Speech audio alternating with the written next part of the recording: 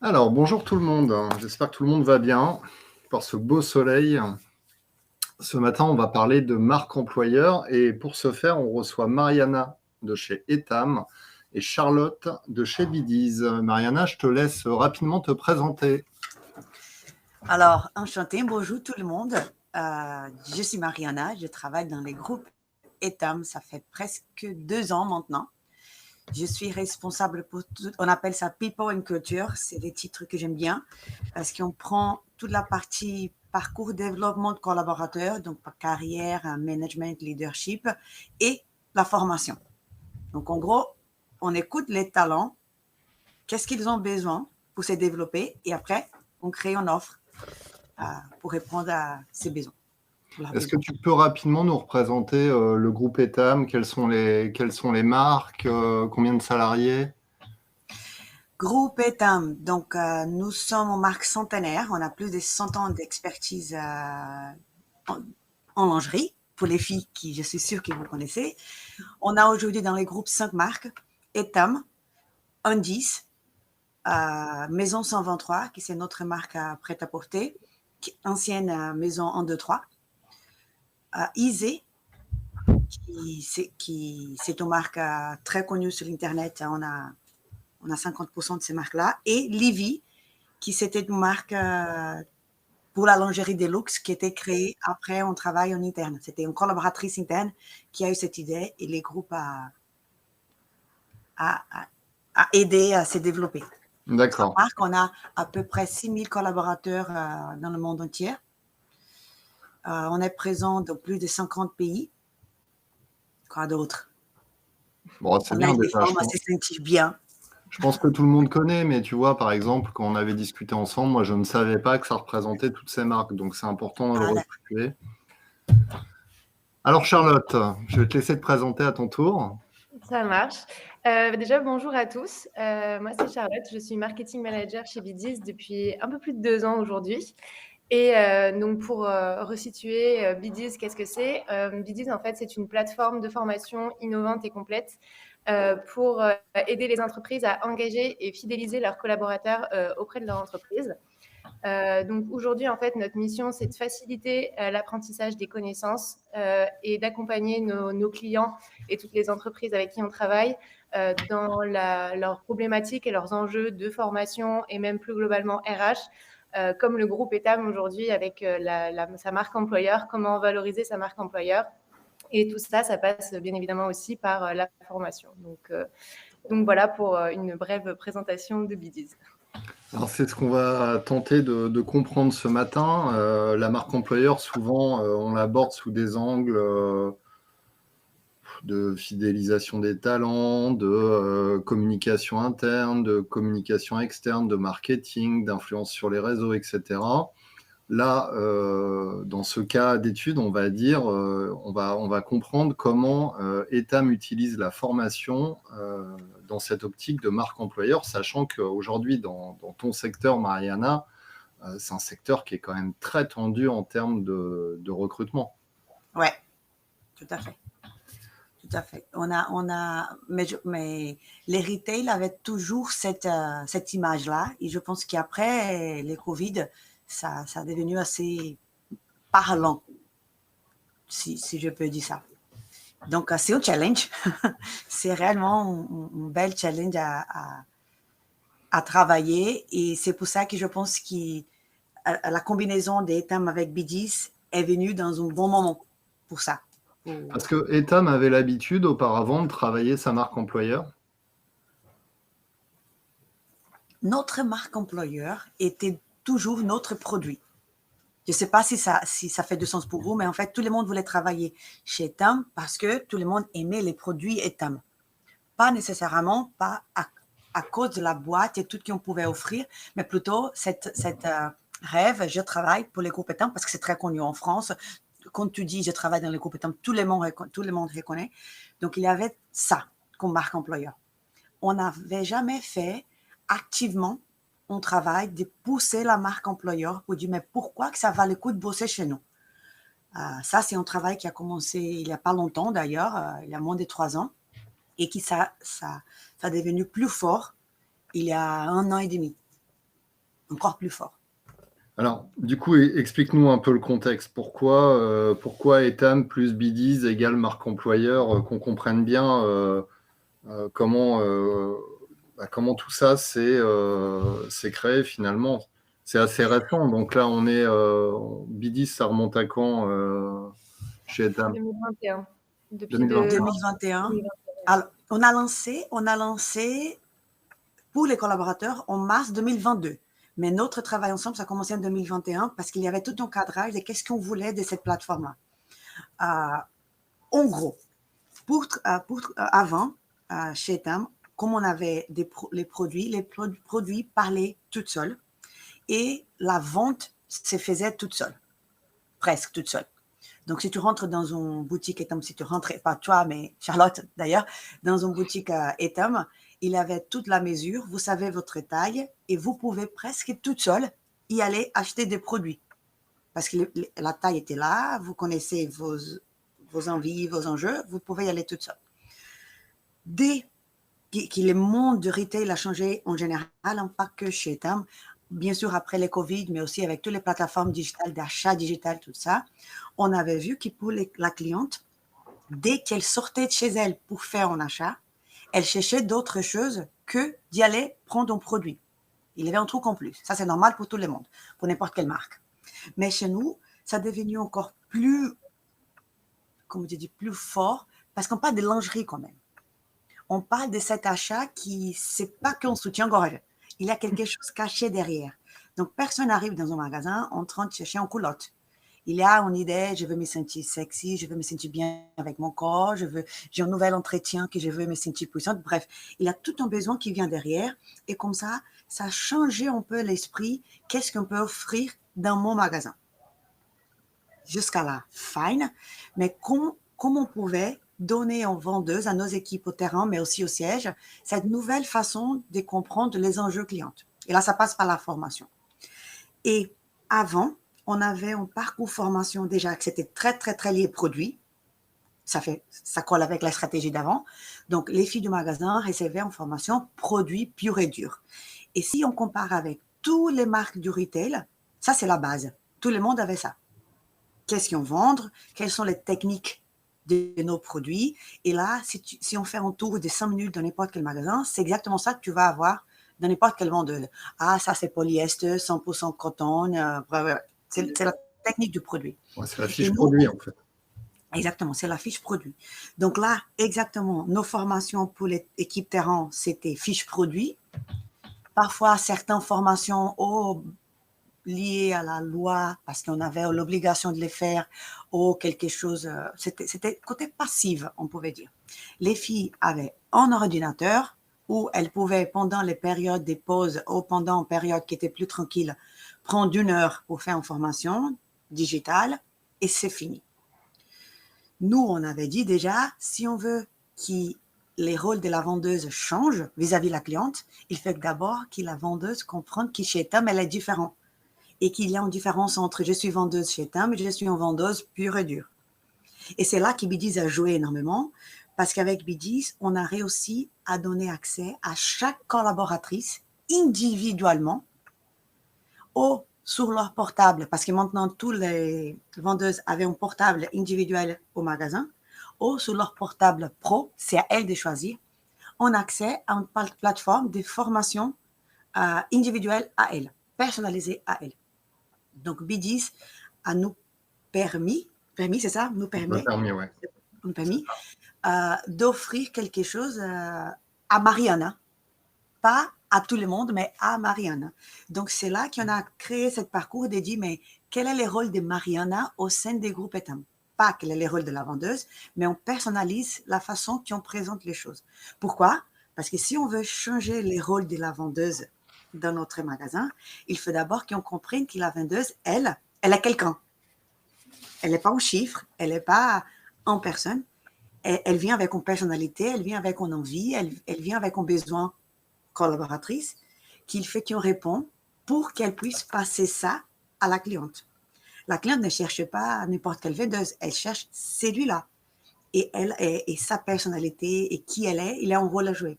Donc, Bidis, ça nous permet, je vais oublier, nous permet, nous permet. nous permet de faire ça. De parler individuellement à chaque collaboratrice et de leur montrer pourquoi qui elle est important pour les groupes. C'est très comment tu dis, ça fait rêver parce que ça a l'air d'être utopique, mais ça marche dans la vraie vie là. On a un parcours personnalisé par chaque collaboratrice. Elle a la liberté de faire n'importe quelle formation qu'elle veut. Donc on a des collaboratrices qui ont fait plus de 50 formations. Alors justement, la question, tu dis, elles font les formations qu'elles veulent. Mais qu'est-ce qui te garantit qu'elles vont le faire? Parce que finalement, tu peux mettre à disposition des formations de collaboratrices ou de collaborateurs, et puis finalement, ça peut faire un plouf, tu vois. Ils peuvent très bien se dire, non, ça ne m'intéresse pas, ou je ne vais pas l'utiliser. Comment tu mets ça en place? Parce qu'il faut communiquer, j'imagine, auprès de toutes tes boutiques. Donc, c'est un réseau qui est quand même assez énorme. Comment tu fais pour t'assurer que ça fonctionne vraiment? Alors, il y a eu beaucoup de marketing. Hein. Il y a beaucoup de communication autour de ça. Pour commencer, on a relancé la plateforme de formation. Donc, c'était comme si on n'avait jamais eu un truc de formation pour présenter comme un truc complètement nouveau. Donc là, on a appelé ça la Push-Up Academy. Pourquoi? Parce que push-up, lié au produit, mais en même temps, c'était quelque chose de fun, de rigolant. Ça colle avec leur réalité. Donc, on a fait un gros marketing pour dire, on a la Push-Up Academy chez TAM pour que vous puissiez vous développer. Bien sûr que ça ne marche pas, parce que si on vient d'une culture que la formation n'était pas quelque chose de bien vu, tant pis, dans leur tête à eux, c'est la même chose. Nous, on a fait un travail avec les management, donc avec tous les DR, avec tous les RM, avec tous les DIRCO, pour expliquer les rôles de la formation. On a développé toute une formation liée au état d'esprit de la vendeuse en amont. Donc, on avait tout un parcours présentiel qui c'était de formation des formateurs pour expliquer à chaque collaboratrice pourquoi elle fait changer, qu'est-ce que ça veut dire ça, qu'est-ce que c'est les groupes ETAM, parce qu'il y a certaines filles qui ne savaient même pas, comme tu m'as dit, qu'est-ce que c'était les groupes ETAM. Ouais. Pour eux, c'était la boutique à République et ça, c'est mon monde. Donc, pour donner tout ce contexte en amont, on a ajouté certaines formations et c'était un mix entre formation obligatoire versus challenge fun. Donc, on a gamifié les trucs, mais aussi on a ajouté des formations qui étaient obligatoires dans la plateforme pour obliger les gens de rentrer au moins une fois. Et après, on avait dit, allez-y. Okay. On a fait que ça. Challenge au début et une formation obligatoire et on a laissé libre. Alors, ça paraît facile comme ça. Charlotte, ça prend combien de temps de déployer un projet comme celui d'ETAM? Ça prend plusieurs mois et même là, dans le cas d'ETAM, presque une année, puisqu'on a commencé à travailler le projet en amont avec eux en 2021 et la plateforme s'est lancée en 2022, mars 2022. Donc, effectivement, c'est un gros travail avec toutes les équipes ETAM, les managers, etc. pour, en fait, avoir un lancement qui soit réussi. Parce que nous, c'est vrai qu'on dit que notre plateforme est engageante, elle vise à fidéliser les collaborateurs et qu'ils puissent réussir leur formation et s'épanouir, en fait, tout simplement dans l'entreprise.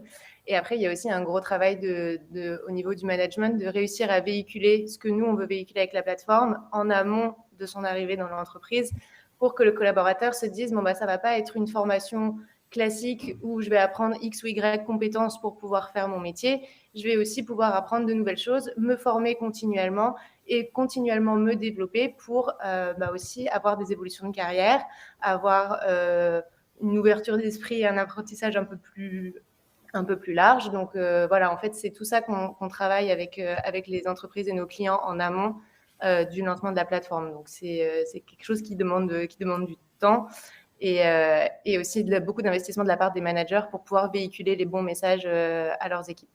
Est-ce que toi, côté Bidis, tu as un espèce de kit, je ne sais pas, de onboarding à la solution ou de communication? Comment sont accompagnés les clients dans leur stratégie de déploiement? Alors, nos clients sont accompagnés par l'équipe Customer Success, donc qui va les accompagner dans le projet, la mise en place du projet, comprendre vraiment les besoins et qu'est-ce que la plateforme va venir résoudre en termes de problématiques au sein de l'entreprise. Et ensuite, effectivement, oui, eux, ils ont déjà travaillé avec d'autres clients qui ont des problèmes similaires, etc. Et donc, du coup, appliquer en fait des cas d'usage qu'on a Ouais, déjà des dans best notre practices. entreprise. Ouais, exactement. Donc, voilà, par exemple, on a une entreprise qui souhaite se servir de la solution dans un premier temps pour onboarding de nouveaux collaborateurs, de nouveaux talents. On a déjà fait ça avec d'autres clients, donc on essaye de reproduire à peu près le même chemin. Après, chaque entreprise a ses spécificités et ses propres problématiques, donc on s'adapte continuellement en fait avec nos clients. Mariana, combien de personnes ça a mobilisé chez Etam, ce projet? Mobiliser toute mon équipe. Donc aujourd'hui, j'ai 8 personnes de mon équipe. Toute mon équipe était mobilisée là-dessus. Parce que ce qu'il fait dire quand même, comme on a pris le choix de simplement tuer presque LMS qu'on avait avant pour vendre BDIS comme la solution, il a eu tout un travail de curadorie presque, de regarder tous les contenus qu'on avait avant pour dire est-ce que ça va le coup de faire un copier-coller et ajouter dans la plateforme BDIS tel qu'il est, ou est-ce qu'on va refaire les contenus avec les options que BDIS nous donne. Parce que ce qui est sympa du BDIS, c'est que c'est un micro-learning, donc c'est une plateforme de micro-learning. Donc c'est plus facile de les faire pour les users, j'avais dit pour l'apprenant, mais si j'ai une formation, j'ai dit n'importe quoi, storyline avant, qui c'est lourd, ça colle pas tout à fait. Donc, il faut refaire. Donc, il a eu ce travail-là et toute mon équipe était dedans. Donc, il y a eu, chaque personne de l'équipe avait un bloc de formation pour regarder, voilà, est-ce qu'on garde tel quel? Est-ce qu'on va refaire dans BDIS? Donc, toute cette partie-là. Après, j'ai eu une personne dédiée pure et dure à la plateforme, qui était celui qui a créé les parcours, qui avait dit, OK, ces groupes de plateformes-là va devenir ces parcours-là. Ça, c'est un parcours pour les magasins Etam. Ça, c'est un parcours pour les magasins Andy. Ça, c'est un parcours pour les sièges. Ça, c'est entrepôt. Donc, tout cet cadrage de parcours, et j'ai encore une personne 100% dédiée à ça, à l'animation de BDIS, à accompagnement des KPI, à création des jeux, des games, des challenges. Donc, j'ai une personne dédiée pour ça. Alors du coup, il y a une question là de Georges qui dit: a-t-il une animation dédiée pour booster et suivre l'engagement? Et toi, tu viens de parler de micro-learning, Mariana, mais il y a aussi du micro-doing. Ça incite au micro-doing, non? Tu parlais de challenge, c'est quoi par exemple? Donc, pour lancer les trucs, ce qu'on a fait, c'était qu'on a décidé un objectif par, je ne dis pas semestre, mais pas bloc. Donc, les premiers objectifs qu'on avait, c'était je veux que la majorité des collaborateurs se connectent et connaissent la plateforme. Donc là on a lancé un challenge, c'était ceux qui se connectent les plus, la région qui se connecte les plus en dessous des 70%, parce qu'on avait 70% comme objectif, gagne un mini cadeau. Donc là, on avait des régions avec 100% des collaborateurs. Et si on avait un tied-up, comme on a eu deux régions avec 100%, c'était la quantité de formations qui ont été faites dans une période de 1 mois. Et là, on a donné un prix. Après, on voulait pousser la connaissance du groupe Etam. Donc, on a créé un bateau lié à découverte du groupe Etam, qui c'est en gros dans notre parcours en boarding. Et là, on a fait un jeu, tout le monde a joué un contre l'autre, même les CEO a joué, il a perdu d'ailleurs, mais des mini-bateaux entre nous pour booster cette côté qui sait plus du groupe Etam. Après, on a lancé une formation terrain, c'était la formation Mindset vendeuse. Et on avait des challenges micro-doing à faire. Et après, un sondage pour dire, mais vous avez fait, est-ce que c'était simple de le faire? Est-ce que c'était difficile de le faire? Est-ce que vous n'avez pas eu le temps de le faire? C'était un peu le suivi des actions à mettre en place. Donc, on n'a fait pas beaucoup de challenges, pour être honnête, mais on a fait 4-5 challenges avec des objectifs très concrets pour réussir à cadrer un peu la nouvelle culture. C'était un peu ça, en fait. On voulait créer une nouvelle culture d'apprentissage, la base d'une nouvelle culture d'apprentissage. Donc, on a eu lancement, onboarding, donc connaissance du groupe, et 2 challenges liés à micro-doing, je vais appeler comme ça. Ouais. Et du coup, quand tu parles de culture d'apprentissage, l'impression que ça me donne, c'est que ça renforce très fortement la culture d'entreprise, en fait. Oui, oui. Ça, c'était un choix qui, moi, avec mon manager, quand je suis arrivée, on a pris comme idée, qu'est-ce qu'on veut mettre, qu'est-ce qu'on veut dire que c'est la culture du groupe. Parce que tout le monde parle des cultures, il fait travailler la culture du groupe, mais qu'est-ce que ça veut dire? Et comme nous, on voulait faire une transformation culturelle, donc on ne voulait pas rester tel qu'on était, on avait dit la culture du groupe, pour nous, c'est quoi? C'est cette envie d'apprendre. Cette idée, parce que comme Etam, elle est très innovante, c'est une boîte qui est connue par son innovation, et là, on voit produit, on voit toute la partie RSE, donc on est très innovant en soi, ça fait partie de qui nous sommes.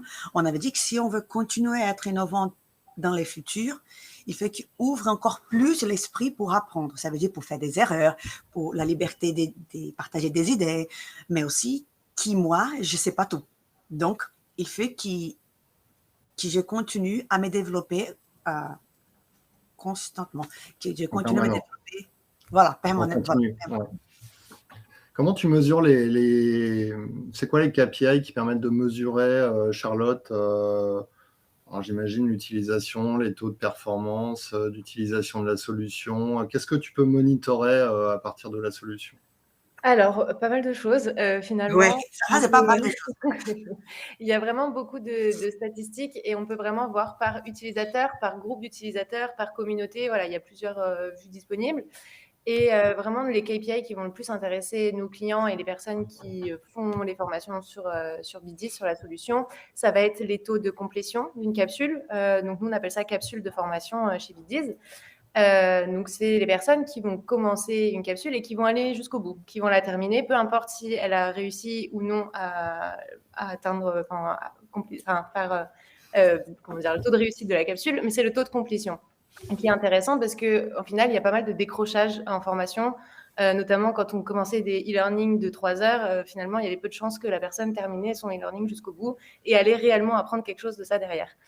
Donc, le taux de complétion dans un premier temps et aussi le taux de réussite. Donc, les capsules sont aussi construites en fonction des besoins des managers, mais on peut aussi inclure des quiz, des questions pour valider en fait les connaissances et les compétences acquises lors de la capsule. Donc, c'est ça aussi qui va intéresser les managers. Et il y a aussi toute une notion de certificat derrière. Sur Bidit, c'est possible d'obtenir un certificat à la suite d'une complétion d'une capsule ou d'un parcours pour certifier que la personne est bien compétente sur ce domaine. Et voilà, donc ça peut être notamment dans des questions de sécurité, d'hygiène, etc., pour les entreprises un peu plus dans la restauration. Mais donc voilà, et ce certificat… Oui, mais est-ce que… je te coupe, ça me fait penser à quelque chose, Mariana.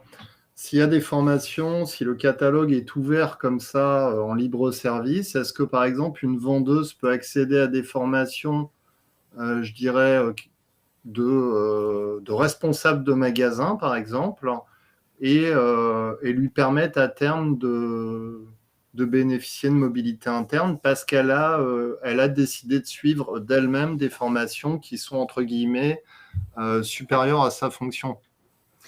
Oui et non. Elle a un livre-service, mais c'est quand même personnalisé à elle. Elle n'a pas l'accès à tous les catalogues qui sont pour les managers. Mais on met, oui, à disposition in between des formations qui ça peut lui pousser à aller plus loin pour qu'on puisse identifier ceux qui ont envie, qui puissent donner un peu la carotte pour ceux qui ont envie. Ouais. Donc, ce n'est pas tous les catalogues, mais oui, elle peut.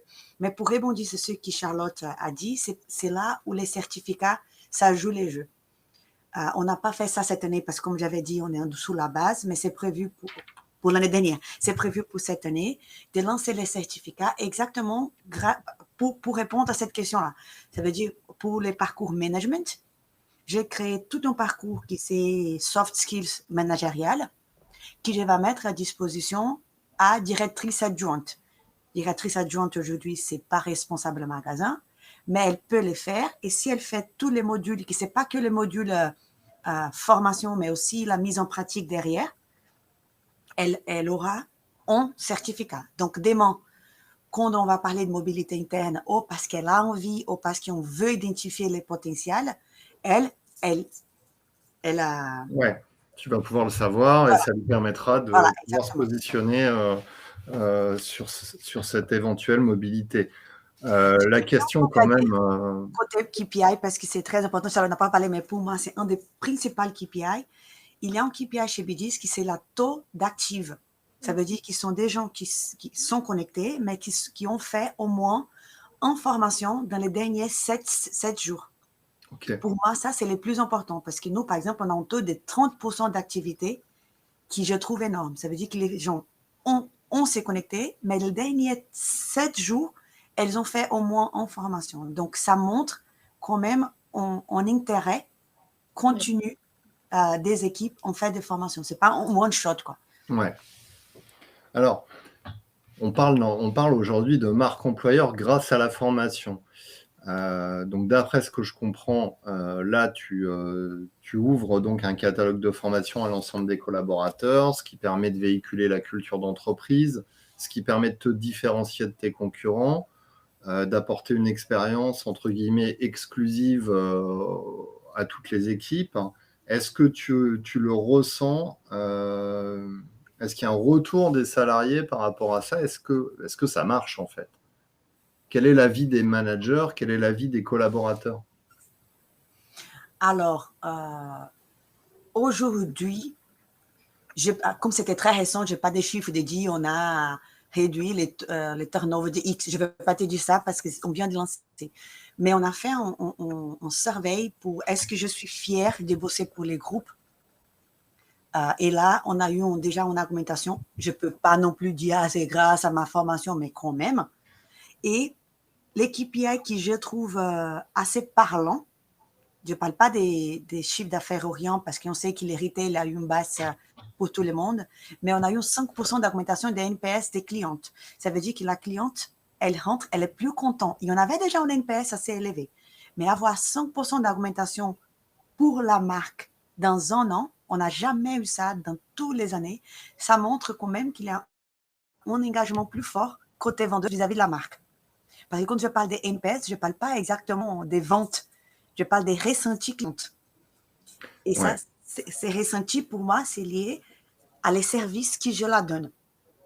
Oui, et ça répond en partie au commentaire qu'on vient d'avoir, qui dit, pour rebondir sur les KPI, quel est l'impact de BDIS sur le chiffre d'affaires en magasin? Et avez-vous observé une évolution du taux de transformation et d'augmentation du panier moyen? Je peux pas lier tout ça à BDIS, parce que BDIS, c'est plus large que ça. Donc, je ne peux pas dire grâce à... Parce que je pouvais faire ça et on avait commencé à analyser, mais je n'ai pas eu assez de recul côté timing de nouveau, parce que c'est nouveau, pour valider ça. J'ai fait ça cette année. On a vu déjà une augmentation de tous les magasins qui ont été formés versus ceux qui n'étaient pas formés, quand on avait ça, hein, parce qu'aujourd'hui, tout le monde a accès.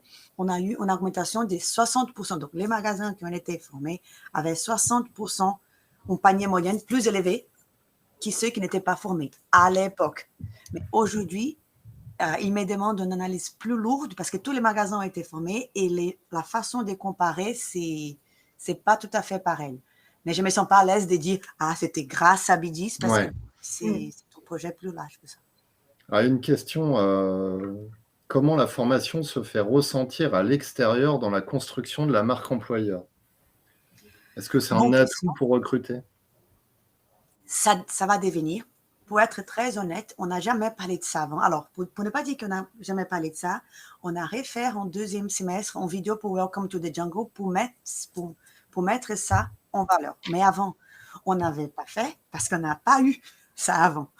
Donc, c'est le début du truc. Donc, cette année, une des stratégies du groupe, c'est exactement de parler à l'extérieur de tout ce qu'on vient de faire parce qu'on a du concret.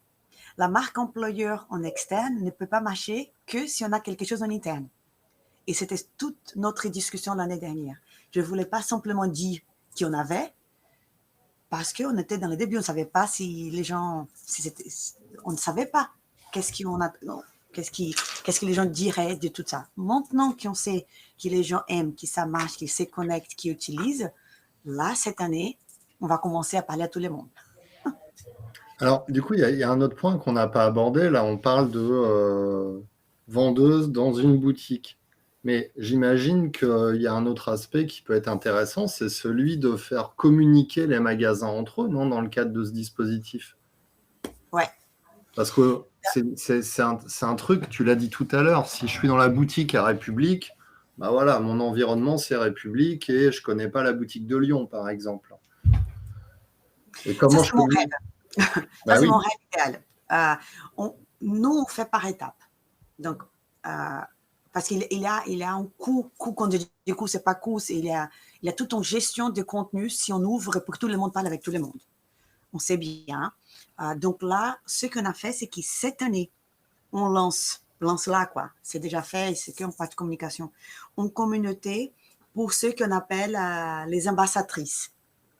Donc, il y a un groupe de filles qui, quand on a lancé tout ça l'année dernière, on a choisi pour être un peu notre relais dans les terrains.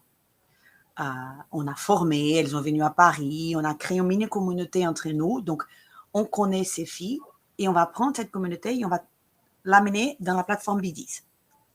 Et là, on va créer une communauté pour elles. On va voir qu'est-ce que ça donne. Si elles se comportent bien, si les échanges sont sains, que ça ne devient pas un truc un peu bizarre. Donc, on va voir qu'est-ce que ça donne. Et dès que ça marche, on a les projets pour les deuxièmes semestres, oui, de lancer ça plus large.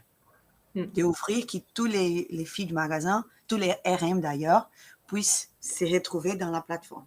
Mais on fait ça doucement parce que je ne veux pas que ça devienne une usine à gaz. Il fait qu'il y a une vraie valeur ajoutée et que ça ne devienne pas en outil en plus, en façon de communiquer en plus, sans un vrai objectif. comment tu gères une communauté, Charlotte?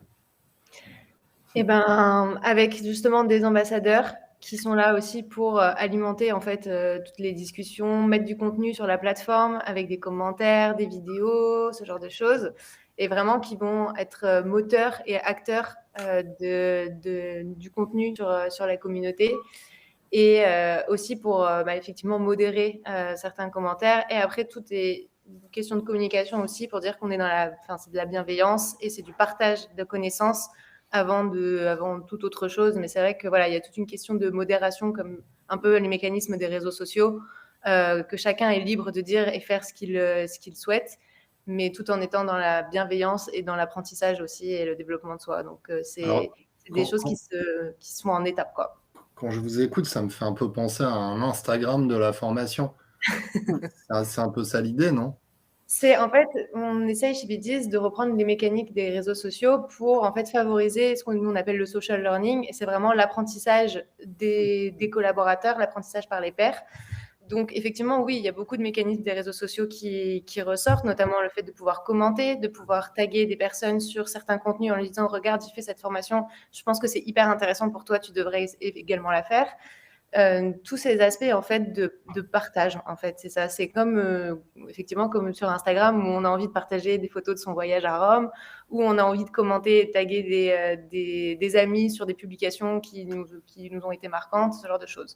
Donc effectivement, oui, c'est ça le but, c'est de pouvoir partager les connaissances et l'apprentissage au sein des communautés. Alors, moi j'ai un commentaire personnel à faire parce que j'en ai déjà parlé avec certains DRH qui m'ont dit: «Ah, on va pas mettre en place une communauté interne, faudrait modérer».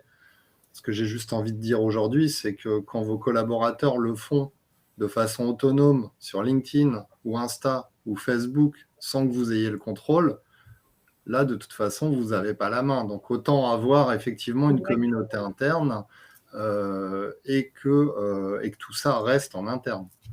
Mais ça dépend de l'objectif, je pense, de la communauté. Ça dépend de tes objectifs. Oui, et je pense qu'il y a un mélange entre il faut avoir une communauté interne et il y a un objectif pour cette communauté interne, c'est exactement ça. Par exemple, quand je vois B10, pour moi, la communauté interne, c'est même pas simplement « Ah, je veux partager qu'est-ce qui se passe dans ma vie magasin », mais c'est des best practices. Parce que lié à la formation, dans la formation, on ne dit jamais « tu dois faire comme ça », on dit « essaye ta façon de faire ça ».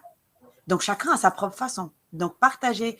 Et ça, on a déjà entre notre mini-groupe là de l'année dernière, mais on faisait ça sur WhatsApp, maintenant on devient B10, mais c'était, voilà, j'ai essayé cette technique-là, ça n'a pas beaucoup marché parce que j'ai eu peur, la cliente m'a dit ça, vous avez une autre technique. Donc, pour moi, l'objectif de cette communauté, c'est exactement ça. Ça veut dire, comment j'ai réussi au bas à faire et à mettre en place des choses que j'ai apprises dans la formation. Après, je ne contrôle pas qu'est-ce qu'ils vont partager. Mais je n'ai pas envie que ça devienne « Ah, coucou copine, bonjour tout le monde, bonjour groupe ». Je n'ai pas envie de ça, perso. Je pense que c'est plus motiver chaque personne pour essayer de tester des choses différentes dans leur magasin. Il y a Sophie qui demande si ce projet concerne uniquement la France ou si l'objectif, c'est de le déployer à l'international. C'est international. Donc, on a lancé l'année dernière sur la France pour la facilité du truc. Et là, j'ai dit février, on lance dans des autres pays. Pourquoi qu'on a pris un petit peu plus de temps pour les autres pays? Parfois pour les contraintes techniques, réellement, pour lier les systèmes qu'on a dans chaque pays, mais aussi pour la traduction de tous les contenus. Bidis nous permet de faire ça, donc Bidis nous permet de traduire tout automatiquement, mais il avait une validation du contenu pour que ça ne soit pas simplement « je traduis n'importe quoi », que ça colle. Donc là, on lance sur la Pologne, Espagne, République tchèque, Suisse, Belgique et Luxembourg. C'est multilingue, de toute façon, Charlotte. Ouais. Oui, tout à fait. Sur la plateforme, quand vous créez des contenus, effectivement, vous avez l'outil DeepL pour traduire en fait tous les contenus de formation. Donc après, comme dit Mariana, il y a toujours une passe à faire pour s'assurer que la traduction a bien été faite, mais voilà, ça permet de gagner beaucoup de temps sur ce genre de choses. Il y a Rita qui nous dit mais concrètement, cela apporte quoi à la marque employeur externe? Qui c'est pas des bullshit, quoi. En fait, moi, personnellement, je trouve que la marque employeur, ça se joue à des petits détails. Alors, je prends mon expérience professionnelle. Qu'est-ce qui me fait sentir plus proche d'une entreprise qu'une autre? Ça se joue également sur des détails. C'est comment j'ai été intégrée à l'entreprise, lors de mon processus de recrutement, est-ce qu'on m'a bien expliqué les valeurs de l'entreprise? Est-ce que je me sens en adéquation avec tout ça?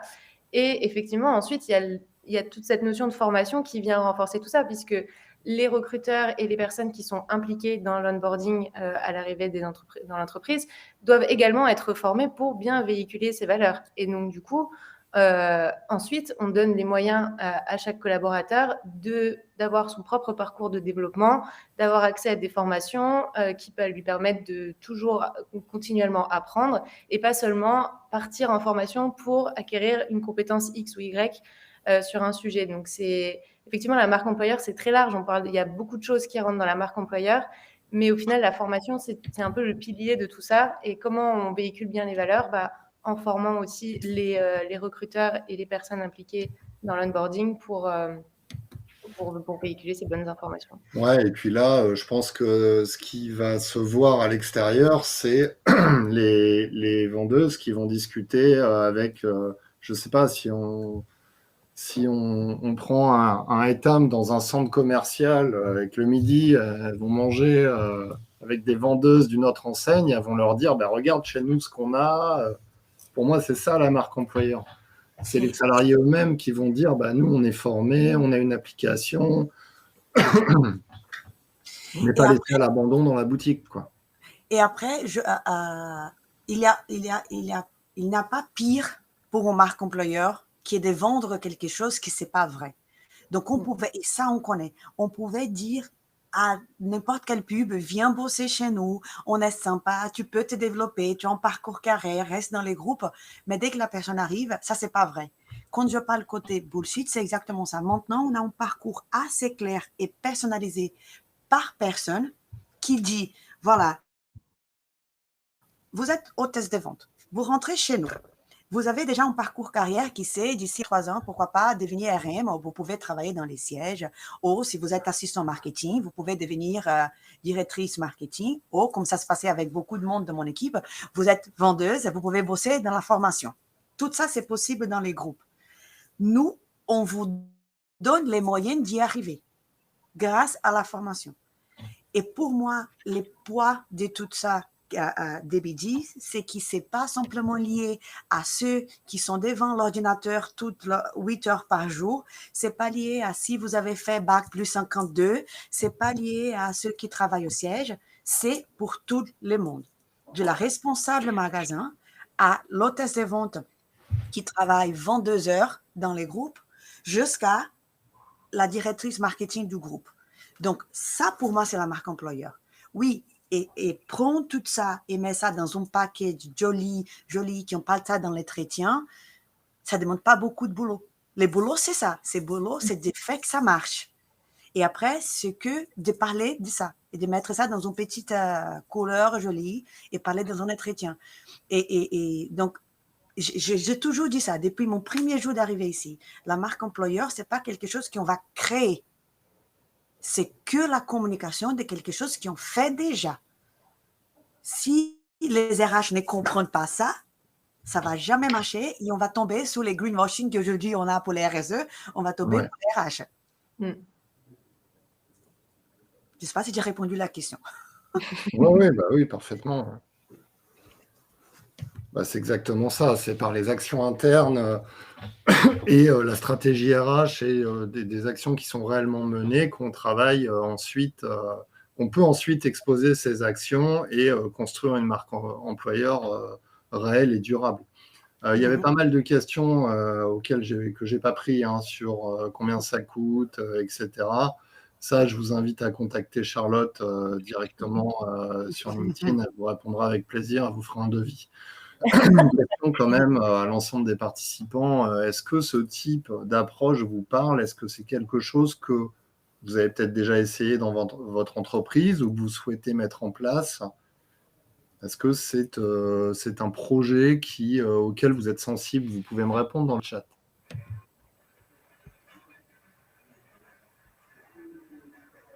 Alors, l'outil, c'est Beedeez, Beedeez. Je vous l'ai remis dans le chat. Alors, Jean-Luc nous dit c'est en cours. Bon, il y a des questions pour savoir si le turnover a baissé, mais ça, comme tu l'as dit, Mariana, tu n'as pas encore suffisamment de recul. Alice nous dit nous avons déjà une école de formation et on vient de refaire notre plateforme. Bon, si ça ne marche pas, il suffira d'appeler Charlotte. Vous avez mon contact. Alors, question fréquente sur ce type de sujet. Karine nous dit à quel moment les salariés se forment? Sur leur temps de travail? Il y a plusieurs moments. Donc, les formations que nous on fait sur Beedeez, il y a le maximum de 10 minutes. Il n'y a pas plus que ça.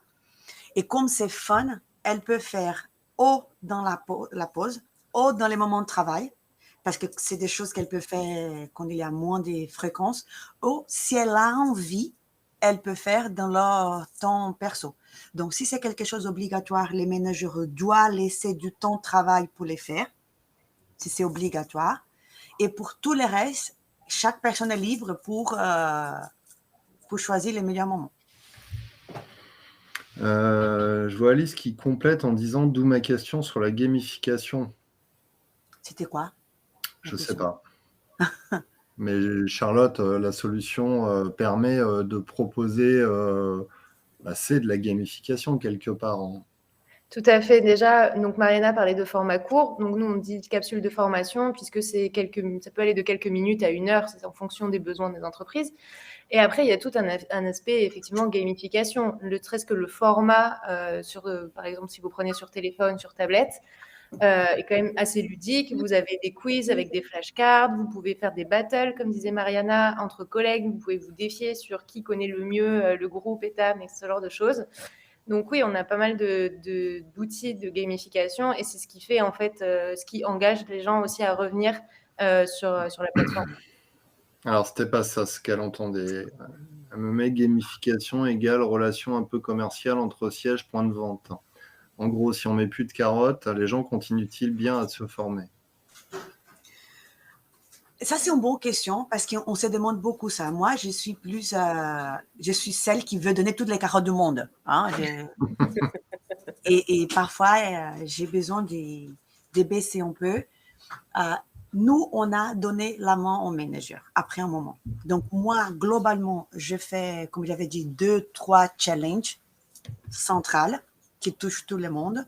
Et ça va être plutôt à des formations faites, mais aussi quantité de formation, temps passé dans l'outil. Donc, il y a un tas de KPI.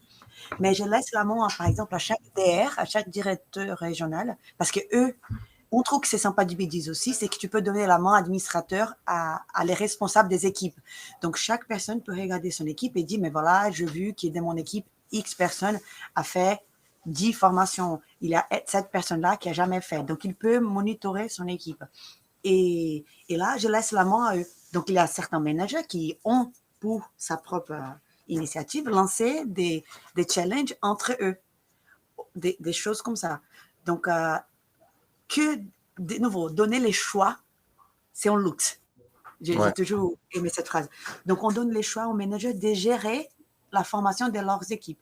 Pour moi, je regarde qui on a un taux d'activité qui est assez élevé, ça me plaît déjà. J'ai dit, mais OK, ça marche. Après, je ne veux pas que les gens pensent qu'ils vont faire la formation que pour gagner quelque chose. Ce n'est pas pour moi qu'ils font la formation. Tu vois, c'est pas, je ne veux pas rentrer dans cette piège-là. Ok, super. Eh ben, merci Mariana, merci Charlotte. On est déjà à la fin de ce webinaire. Vous retrouverez le replay de ce webinaire demain matin sur MyRH Line. Et je vous souhaite une excellente journée. Et si vous voulez continuer, d'ici un quart d'heure, on va parler de quête de sens au travail dans le prochain webinaire de la matinée. Merci bonne journée. Merci à tout le monde. Merci, au revoir. Au revoir.